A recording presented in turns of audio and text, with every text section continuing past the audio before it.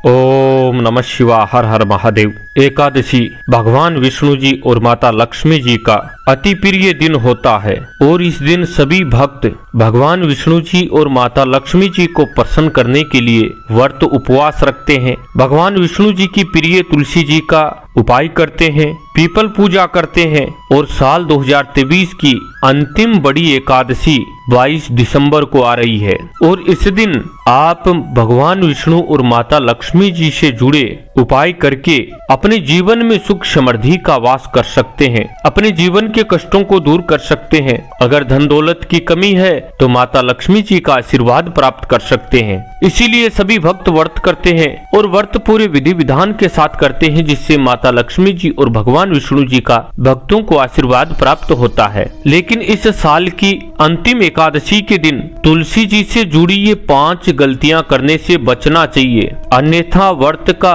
पूर्ण लाभ नहीं मिलता है, अन्यथा व्रत पूर्ण नहीं माना जाता है। जिस लाभ के लिए हम व्रत उपवास कर रहे हैं वो लाभ हमें नहीं मिलता है, उसकी जगह हानि जरूर हो सकती है। इसलिए 22 दिसंबर के दिन साल की अंतिम एकादशी है और उस दिन तुलसी जी से जुड़ी ये 5 गलतियां करने से बचना चाहिए और जो भक्त इन गलतियों को करने से बच गया समझो उसका जीवन सफल हो गया। उस पर माता लक्ष्मी जी और भगवान विष्णु जी की अति कृपा होती है। वीडियो ध्यान से सुने और इन गलतियों को करने से सभी माताएं बहनें भाई बंधु बचें। पहली जो गलती है वो है, यदि आप शाम के समय तुलसी जी की पूजा करते हैं तो तुलसी जी के पौधे को स्पर्श बिल्कुल भी ना करें। इससे देवी लक्ष्मी नाराज होकर भक्त के घर से हमेशा हमेशा के लिए चली जाती है। तो तुलसी जी के पौधे को स्पर्श नहीं करना है। दूसरा है, तुलसी जी के पूजन के समय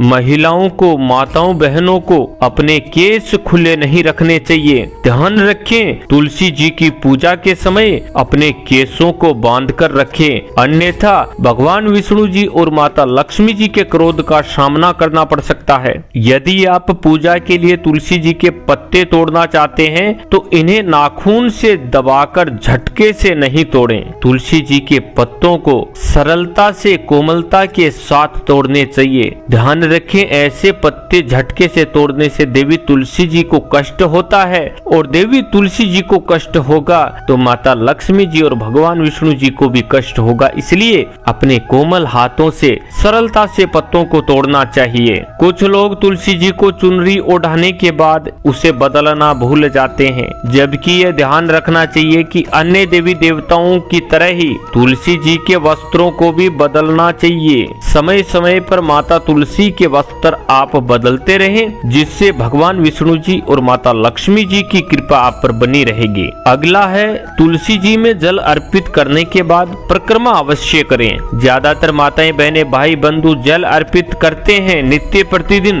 परंतु तुलसी जी की परिक्रमा नहीं करते।